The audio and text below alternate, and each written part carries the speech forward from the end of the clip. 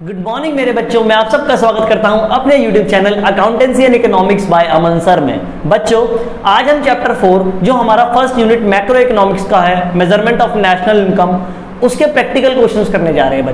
बच्चों last class के अंदर मैंने आपको बताए थे तीनों ही मेथड्स के फॉर्मूला। सबसे पहले मैंने आपको इनकम मेथड का फॉर्मूला बताया था, एक्सपेंडिचर मेथड का फॉर्मूला बताया था और वैल्यू एडेड मेथड का फॉर्मूला बताया था। बच्चों बस आपको इसके प्रैक्टिकल क्वेश्चन करते टाइम एक बात का याद रखना है कि आपको जो भी फॉर्मूला के अंदर एलिमेंट्स आते हैं उनको ही कंसीडर करना है। क्वेश्चन के अंदर बहुत सारे एलिमेंट्स दिए होंगे जो क्वेश्चन से रिलेट नहीं करते होंगे, वो आपको नहीं देखने हैं। जैसे ये सबसे पहला क्वेश्चन हमारे सामने इनकम मेथड का है मेरे बच्चों। यहां पर इसने बोला है कि कैलकुलेट करो एनएनपी एट एमपी, यानी कि मेरे को net national product at market price निकालना है। अगर मैं इस क्वेश्चन को ध्यान से देखता हूं बच्चों, तो net factor income to abroad दिया है, सोशल सिक्योरिटी दिया है, कंजम्पशन दिया है, कंपनसेशन ऑफ एम्प्लॉयज दिया है, कॉर्पोरेट टैक्स दिया है, अनडिस्ट्रीब्यूटेड प्रॉफिट दिया है। ये सारे ही एलिमेंट बच्चों इनकम मेथड के हैं। इससे मुझे यहां पर यह पता लगता है कि ये क्वेश्चन इनकम मेथड से सॉल्व होगा। मैं सबसे पहले इनकम मेथड का फॉर्मूला लिख लेता हूं, जो होता है एनडीपी एट एफसी। ये तीन पार्ट्स में डिवाइड होता है बच्चों। पहला है कंपनसेशन ऑफ एम्प्लॉयज, यानी कि आपको कंपनसेशन ऑफ एम्प्लॉयज को जोड़ना है। कंपनसेशन ऑफ एम्प्लॉयज के साथ आपको जोड़ना है बच्चों ऑपरेटिंग सरप्लस, और फिर बच्चों आपको इसके अंदर जोड़ देनी है मिक्स्ड इनकम। देखो बच्चों, सबसे पहला एलिमेंट मैं अपना ढूंढ लेता हूं जो हमें चाहिए, कंपनसेशन ऑफ एम्प्लॉयज।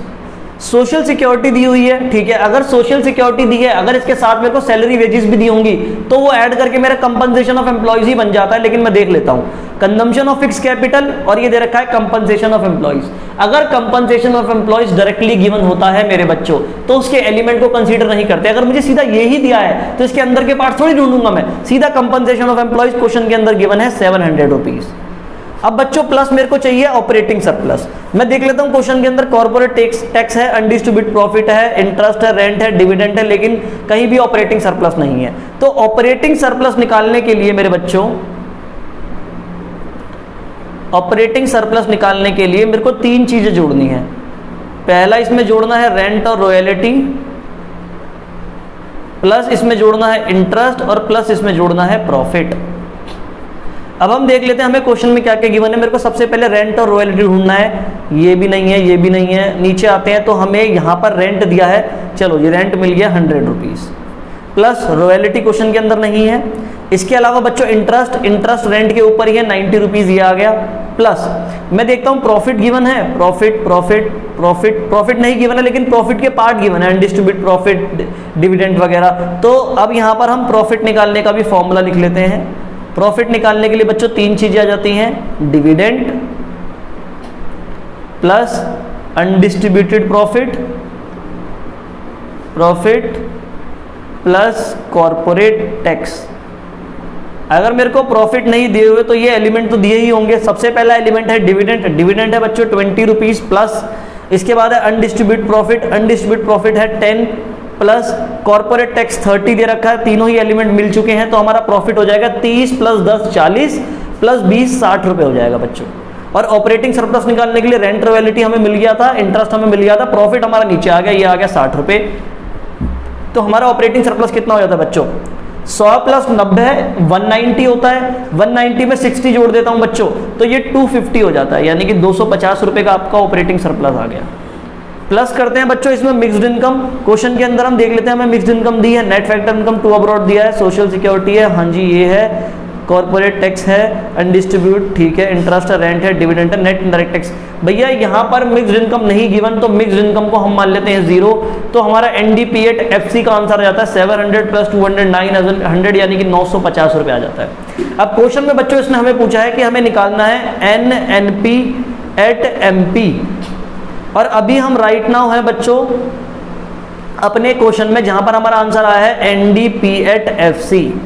तो बच्चों मुझे एनएनपी एमपी निकालना है, तो डोमेस्टिक से नेशनल पे जाने के लिए प्लस मैं इसके अंदर कर दूंगा net factor income from abroad, और फैक्टर कॉस्ट से मार्केट प्राइस पर जाने के लिए फैक्टर कॉस्ट वो कॉस्ट होती है जिसके अंदर टैक्स जुड़ा हुआ नहीं होता। अगर मार्केट प्राइस पर जाना है तो प्लस करना पड़ेगा इनडायरेक्ट टैक्स, और माइनस करनी पड़ेंगी सब्सिडीज। एट FC, यानी कि अगर मेरे को NNP MP निकालना है तो मेरे को NDP एट FC को जोड़ना पड़ेगा, जो कि था 950 रुपये, प्लस इसमें जोड़ना पड़ेगा net factor income from abroad. बच्चों net factor income from abroad नहीं दे रखा, net factor income to abroad दे रखा है। फ्रॉम अब्रॉड प्लस होता है क्योंकि ये बाहर से आने वाली इनकम है, मेरी इनकम में जुड़ जाती है डोमेस्टिक इनकम में। यहाँ पर टू अब्रॉड दे रखा है तो ये माइनस में आ जाएगा बच्चों, ये प्लस में नहीं आएगा, ये माइनस में आ जाएगा, और -10 ही आंसर दे रखा है, इसके अंदर फिगर दे रखी है। इसके बाद प्लस हो जाता है बच्चों इसके अंदर इनडायरेक्ट टैक्स। इनडायरेक्ट टैक्स बच्चों हमारा कितना दे रखा है, ओह सीधा ही नेट इनडायरेक्ट टैक्स दे रखा है। नेट इनडायरेक्ट टैक्स होता है इनडायरेक्ट टैक्स माइनस सब्सिडीज, यानी कि आपको सीधा ही नेट इनडायरेक्ट टैक्स दे रखा है, ये प्लस हो जाएगा, यानी कि ये प्लस हो गया 110 रुपये। तो हमारा आंसर बन जाएगा 950 माइनस माइनस प्लस 10 और प्लस 110, यानी कि ये 950 प्लस 120 हो गया। तो ये 950 और 120 कितना हो जाता है 079 में 1 ऐड कर दिया तो बच्चों होएगा 1, यानी कि 1070 हमारा आंसर आ गया बच्चों। ये आपके क्लियर है मेरे ख्याल से। इसके अंदर और कुछ नहीं होता बच्चों, इनकम मेथड्स को ऐसे ही निकाला जाता है। जब भी आप कुछ निकाल रहे हो बच्चों तो साथ में फॉर्मूला जरूर लिख लीजिए। इसका आंसर हमारा आ गया NNP MP आ गया 1070। सो बच्चों अब हम नेक्स्ट अपना प्रैक्टिकल क्वेश्चन करने जा रहे हैं एक्सपेंडिचर मेथड का। बच्चों मैंने आपको जैसे कि बताया था एक्सपेंडिचर मेथड का फॉर्मूला होता है, यहाँ पर आंसर हमें मिलता है GDP एट MP। बच्चों आप ध्यान देना, यहाँ पर जो हमें आंसर मिलता है बच्चों वो मिलता है GDP एट MP, और हम यहाँ पर सारा खर्चा जो हमारी इकोनॉमी में हुआ है हम वो जोड़ लेते हैं। यानी कि प्राइवेट सेक्टर ने जितना खर्चा करा, यानी कि private final consumption expenditure plus government final consumption expenditure मेरे बच्चों।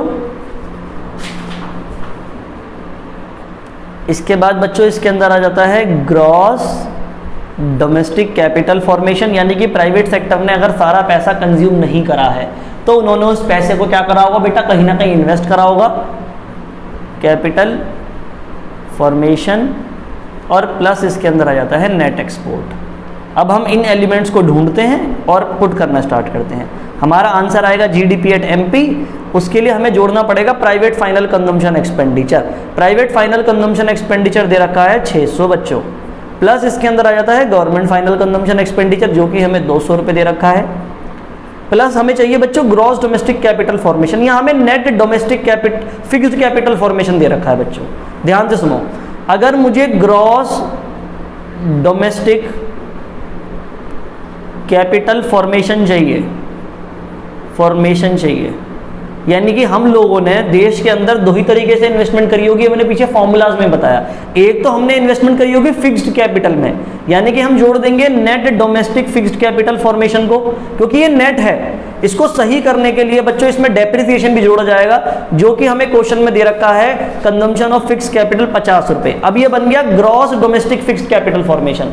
बच्चों ग्रॉस डोमेस्टिक कैपिटल फॉर्मेशन यानी जो हमने इन्वेस्टमेंट करी है वो दो तरीके से करी होती है, gross domestic fixed capital formation plus change in stock, यानी कि जो स्टॉक में करी है। अब यहाँ पर नेट दे रखा है फिक्स्ड कैपिटल फॉर्मेशन का, यानी net domestic fixed capital formation दे रखा है। तो net domestic fixed capital formation के अंदर मैं प्लस कर दूंगा डेप्रिसिएशन, तो हो जाएगा ग्रॉस डोमेस्टिक कैपिटल फॉर्मेशन, और प्लस कर दूंगा चेंज इन स्टॉक, और चेंज इन स्टॉक क्वेश्चन के अंदर दे रखा है -10। ये पार्ट आप पीछे फॉर्मूला में भी देख सकते हो, मैंने बहुत अच्छे से समझाया हुआ है। यहां पर मैंने कुछ नहीं करा है बच्चों, सीधा फॉर्मूला में फिगर्स पुट कर दी हैं। तो ये हमारा ग्रॉस डोमेस्टिक कैपिटल फॉर्मेशन हो जाता है 110 प्लस 50 यानी कि 160, इसमें से -10 कर देंगे तो 150 ही आ जाता है मेरे बच्चों, ये आ गया 150। प्लस बच्चों इसके अंदर नेट एक्सपोर्ट आ जाता है। नेट एक्सपोर्ट बेसिकली होता है एक्सपोर्ट माइनस इंपोर्ट। अब क्वेश्चन में हमें एक्सपोर्ट नहीं दे रखी बच्चों, नेट इंपोर्ट दे रखी है। इंपोर्ट एक्सपोर्ट प्लस होती है तो इंपोर्ट माइनस हो जाएगी, और ये माइनस का 20 हो गया, यानी कि ये हो गया 600 प्लस 200 यानी कि 800 प्लस 150 यानी कि 950 हो गया बच्चों, और माइनस प्लस हो जाता है यानी कि 20 आ गया, ये 970 रुपये आ गया बच्चों आपका GDP एट MP।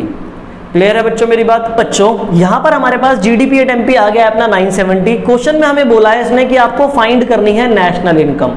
बच्चों नेशनल इनकम अगर मुझे निकालनी है वो होती है NNP FC, और मेरे पास जो आंसर आया है वो आया है GDP एट MP। तो बच्चों अगर मैं कन्वर्ट करता हूं, देखो आप ध्यान से सोचना, ग्रॉस वो फिगर होती है जिसमें ऑलरेडी डेप्रिसिएशन होता है। मुझे अगर नेट पे जाना है तो हम माइनस कर देंगे डेप्रिसिएशन। फिर डोमेस्टिक से नेशनल पे जाने के लिए हम इसमें प्लस कर देते हैं net factor income from abroad. अगर सिर्फ फैक्टर इनकम फ्रॉम अब्रॉड दिया है तो माइनस होता है फैक्टर इनकम टू अब्रॉड, तब जाके net factor income from abroad आता है बच्चों। इसके बाद हम क्वेश्चन के अंदर देखेंगे कि भैया नेक्स्ट एनपी और पी दोनों में सेम है। यहां पर मार्केट प्राइस से मुझे फैक्टर कॉस्ट पे जाना है। मार्केट प्राइस मेरे बच्चों वो प्राइस होता है जिसके अंदर टैक्स ऑलरेडी इंक्लूडेड होता है, यानी कि इस फिगर के अंदर टैक्स जुड़ा हुआ है। तो हम इसमें से माइनस कर देंगे नेट इनडायरेक्ट टैक्स को, इनडायरेक्ट टैक्स को। बच्चों मेरी बात ध्यान से सुनना, मुझे आंसर चाहिए NNPFC GDP एट MP। मेरे को क्वेश्चन में 970 दे रखा है, इसमें हम माइनस कर देते हैं डेप्रिसिएशन। डेप्रिसिएशन बच्चों आपको दे रखा है क्वेश्चन के अंदर कंजम्पशन ऑफ फिक्स कैपिटल 50, यानी कि हो जाएगा -50। इसके बाद प्लस इसके अंदर आ जाएगा net factor income from abroad. बच्चों यहाँ फैक्टर इनकम दिया हुआ है, नेट नहीं दिया हुआ, तो फैक्टर इनकम फ्रॉम अब्रॉड को हम प्लस कर देंगे। और अगर टू अब्रॉड दिया हुआ है, ओके को बच्चों देखो क्वेश्चन में एक ट्विस्ट है, factor income from abroad confuse करने के लिए दिया हुआ है, जबकि नेट में net factor income to abroad दिया हुआ है। तो ये फैक्टर इनकम फ्रॉम अब्रॉड ये काउंट नहीं होगा मेरे बच्चों, क्योंकि ये नेट में फैक्टर इनकम 2 में दिया हुआ है। माइनस में आ जाएगा बच्चों ये 10। अब मेरी बात ध्यान से सुनना, मेरी बात ध्यान से सुनना, फैक्टर इनकम फ्रॉम अब्रॉड दिया हो और फैक्टर इनकम टू अब्रॉड दिया हो, तो फैक्टर इनकम फ्रॉम अब्रॉड को प्लस करके टू अब्रॉड माइनस करते थे। यहां पर net factor income from abroad ही दे दिया, यानी कि नेट की फिगर ही दे दी। सीधा हम इसको यहां पर माइनस कर देंगे बच्चों 10 रुपीज। इसके बाद माइनस कर देते हैं net indirect taxes. Net indirect taxes आपको दे रखा है 70, तो ये आ गया -70। बच्चों अब देखो हम इसके अंदर इसको कैसे निकालते हैं, आपके सामने क्लियरली है। ये माइनस माइनस वाली फिगर एक साथ जोड़ लेता हूं। 70 और 50 होता है 120, और ये हो गया 130, 130 हो गया। 970 में से 130 जब मैं माइनस कर देता हूं तो 0 आ गया, 7 में से 3 गया 4, और 9 में से 1 गया 8, यानी कि 840 रुपए आपकी नेशनल इनकम आ रही है। बच्चों फिर मैं आपको बता देता हूं, हमें क्वेश्चन के अंदर ऐड करना था net factor income from abroad. Question में हमें net factor income to abroad दिया हुआ है, फ्रॉम जुड़ेगा तो 2 माइनस हो जाएगा। फैक्टर इनकम फ्रॉम अब्रॉड का कोई यूज नहीं होगा, क्योंकि नेट ही हमें चाहिए होता और नेट ही हमें गिवन है, इसलिए मैंने इसको कंसीडर नहीं करा और इसको ले लिया है। अगर मेरे को यहां पर फैक्टर इनकम टू अब्रॉड दिया होता और फैक्टर इनकम फ्रॉम अब्रॉड दिया था तो इसको जोड़ के ये माइनस कर दे, लेकिन यहां पर नेट में फिगर दी है। आई होप मेरे बच्चों को एक्सपेंडिचर मेथड इजीली समझ आ गया होगा। ऐसे ही आप और क्वेश्चंस ट्राई करना, इजीली हो जाएंगे। अब हम करते हैं अपना लास्ट मेथड, जिसका नाम है वैल्यू एडेड मेथड या प्रोडक्शन मेथड। सो बच्चों वैल्यू एडेड मेथड का फॉर्मूला क्या होता है, हम सबसे पहले ये जान लेते हैं। वैल्यू एडेड मेथड का फॉर्मूला होता है GVA एट MP, यानी कि यहां पर gross value added at market price निकलता है, जिसके लिए आपको क्या करना पड़ता है, आपको जितना आपने प्रोडक्शन करा यानी कि वैल्यू ऑफ आउटपुट में से माइनस करना पड़ता है बच्चों इंटरमीडिएट कंजम्पशन। अब मेरे बच्चे पूछेंगे कि सर इसका मतलब अगर आपने 10 लाख रुपए का माल बनाया तो ऐसा तो नहीं है ना बच्चों कि आपकी 10 लाख रुपए इनकम हो जाएगी। 10 लाख रुपए के माल को बनाने में आपको 2 लाख रुपए कॉस्ट भी लगी होगी, आप रॉ मटेरियल भी लाए होंगे। तो जितना भी मेरा वैल्यू है आउटपुट की, उसमें से अगर मैं माइनस कर दूंगा कॉस्ट यानी इंटरमीडिएट कंजम्पशन, तो मुझे पता लग जाएगा कि मेरा एक्चुअल प्रोडक्शन का कितना पार्ट मेरी इनकम के तौर पर आने वाला है, कितना पार्ट मेरी इनकम होने वाला है। तो value of output minus intermediate consumption करते हैं। वैल्यू ऑफ आउटपुट निकालने के लिए बच्चों हम 2 चीजों को जोड़ लेते हैं, जो मैंने माल बेच दिया यानी कि sales plus change in stock, और बच्चा चेंज इन स्टॉक जो मेरा होता है वो होता है closing stock minus opening stock. ये फॉर्मूला मैंने पीछे भी कराया हुआ है। अब हम सीधा काम करेंगे बच्चों। यहां पर क्वेश्चन के अंदर A B C D यानी कि 4 फॉर्म्स दे रखी हैं, तो मैं चारों फॉर्म्स के लिए ना सेपरेट सेपरेट कॉलम बना लेता हूं, इजी हो जाएगा। ये A का हो गया, ये B का हो गया बच्चों, ये C का हो गया और लास्ट वाला D का हो गया। देखो बच्चों ध्यान से सुनना, A sell goods of 20 crore to B। अच्छा जी, ये A हो गया, ये B हो गया, ये C हो गया, ये D हो गया। A ने सेल करे हैं तो A की सेल दे रखी है, सेल दे रखी है 20 करोड़ की जो उसने B को करी है। अगर A ने अपना माल बेचा है और वो माल बेचा है B को, तो B ने खरीदा होगा बच्चों, तो B की इंटरमीडिएट कंजम्पशन हो गई बच्चों, ये कितनी हो गई 20। 30 करोड़ का बेका है सी को, यानी कि ए ने फिर बेका 30 का, और ये किसको बेका, सी को, तो सी की इंटरमीडिएट कंजम्पशन हो गई 30 रुपए। और बच्चों इसके बाद ये कहता है 30 करोड़ का सी को, 40 करोड़ का बेका हाउस होल्ड को। अच्छा जी, 40 करोड़ का और बेका है, लेकिन वो हाउस होल्ड का बेका है। And goods worth 40 crore remain unsold. ये बच्चों चेंज इन स्टॉक दे रखा है, इंटरमीडिएट कंजम्पशन नहीं, वैल्यू ऑफ आउटपुट निकालते टाइम सेल्स में प्लस चेंज इन स्टॉक भी होता है। जो 10 करोड़ का अनसोल्ड है उसे भी हम इसी में जोड़ लेंगे ताकि हमारा वैल्यू ऑफ आउटपुट आ जाए। Input of firm A assume to be zero, intermediate consumption इनका जीरो है बच्चों, इंटरमीडिएट कंजम्पशन इनका जीरो है। यानी कि अगर मैं इनका पता लगाऊं GVA एट MP, तो बच्चों इसका GVA एट MP हो जाएगा 20 और 30 70, 70 में 10 जोड़े 80 और 80 में 40 जोड़े तो बच्चों ये हो जाता है 120 आ गया फॉर्म ए का। इसको वैल्यू एडिड भी बोलते हैं बच्चों, GVA एट MP भी बोलते हैं। अब हम बात करते हैं फॉर्म की। देखो जी, सेल लिख लेते हैं पहले। बी ने सेल करा है अपना आउटपुट 40 करोड़ का सी को, यानी पहले 40 करोड़ की सेल हुई है और ये किसको बेका, सी को, तो भैया सी की इंटरमीडिएट कंजम्पशन हो गई। 60 करोड़ का बेका है डी को, यानी कि 60 करोड़ का और माल बेका है, ये इंटरमीडिएट कंजम्पशन हो गई डी की। बेटा डी को कितने का बेका है, 60 करोड़ का।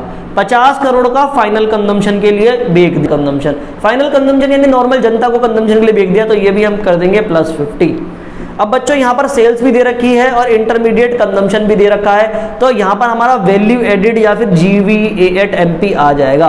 वैल्यू एडिड भी बोलते हैं इसे और GVA एट MP भी बोलते हैं। इसके लिए आप कुछ नहीं करते, वैल्यू ऑफ आउटपुट में से माइनस कर देते हैं इंटरमीडिएट कंजम्पशन, जो कि हमारा है 40 और +60, 100 और 150 में से माइनस कर दो इंटरमीडिएट कंजम्पशन, तो 130 रुपये आ गया बी का। अब सी की बात करते हैं। भैया सी की सेल देख लेते हैं बच्चों। सी ने सेल करा है अपना आउटपुट 100 करोड़ का डी को, भैया इसने 100 करोड़ का माल बेका, किसको बेका, डी का, तो डी की भैया ये हो गई इंटरमीडिएट कंजम्पशन। 100 करोड़ का बेका आम जनता को, तो प्लस 100 करोड़ का और बेच दिया आम जनता को, भैया ये इनमें से किसी की इंटरमीडिएट कंजम्पशन नहीं है। और 100 ही करोड़ की एक्सपोर्ट कर दी, भैया दूसरे देशों को बेच दिया, तो ये भी जोड़ लो। इसका इंटरमीडिएट कंजम्पशन दे ही रखा है बच्चों, तो इसका जो हमारा GVA एट MP आ जाता है वो हम कर देते हैं सेल्स माइनस इंटरमीडिएट कंजम्पशन 100, 200 और 300। 300 में से जब हम 70 माइनस करते हैं तो बच्चों हमारा आ जाता है 230। इसी के साथ हमारा सी का भी GVA एट MP निकल आता है। अब डी की बात करते हैं। D sell 300 crore to household. अब भैया सेल की बात हो रही है तो कहता है डी ने 300 करोड़ का माल आम जनता को बेच दिया, ये लो जी 300 करोड़ हो गया, और 100 करोड़ का बेच दिया गवर्नमेंट को, ये लो जी 100 करोड़ का और बेका, एक गवर्नमेंट को बेका है। तो इसका भी GVA एट MP जब हम निकालते हैं तो सेल्स में से यानी 400 में से माइनस कर देते हैं 160। जब हम 400 में से 160 माइनस कर देते हैं बच्चों तो हमारा इसका GVA एट MP 240 आ जाता है। क्वेश्चन में बोला है इसने वैल्यू एडिड निकालना है ईच फॉर्म का, ये हम निकाल चुके हैं, पहली का, दूसरी का, तीसरी का, चौथी का। इसके बाद निकालना है total value added. Total value added होता है GDP एट MP, सबका GVA एट MP जोड़ दो तो GDP एट MP आ जाएगा 120 प्लस 130 प्लस 230 प्लस में 240। इस सबको जोड़ दूंगा तो ये मेरा सेकंड आ जाएगा जो इसने बोला है निकालने के लिए टोटल वैल्यू एडिड। 120 और 130 बच्चों होता है 250। अब हम बच्चों 250 के अंदर 250 के अंदर 230 और 240 को हम जब कैलकुलेट कर लेते हैं 0, 4 और 3 7 और 5 12 का 1, 2 4 6 और ये 7, यानी कि 720 आ रहा है हमारा GDP at MP value added. बच्चों वैल्यू एडिड मेथड के इसी टाइप के क्वेश्चन आपको देखने को मिल जाएंगे, बस आपको कंफ्यूज नहीं होना।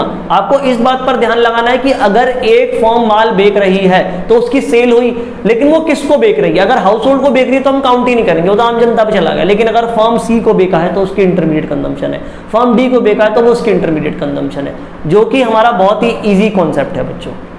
इसके क्वेश्चंस एग्जाम में बहुत ज्यादा आते हैं, उन दोनों मेथड्स के यानी एक्सपेंडिचर और इनकम मेथड के भी आते हैं। आप सारे प्रैक्टिकल क्वेश्चंस करेंगे, एग्जांपल्स, उसके बाद आप लास्ट में जो दे रखे हैं हमारे प्रैक्टिकल प्रॉब्लम्स वो भी करेंगे। कुछ भी डाउट होगा तो मेरे को कमेंट सेक्शन में बताएंगे, मैं उसके लिए सेपरेट वीडियो बनाऊंगा अपने बच्चों के लिए। थैंक यू सो मच बच्चों, मेरे साथ जुड़े रहिए। यहाँ पर आपकी नेशनल इनकम वाली यूनिट खत्म हो जाती है, यानी कि मेजरमेंट ऑफ नेशनल इनकम खत्म हो जाता है। मेरे चैनल को सब्सक्राइब कर लेना, मेरी वीडियोस को लाइक कर देना और ऐसे ही मुझे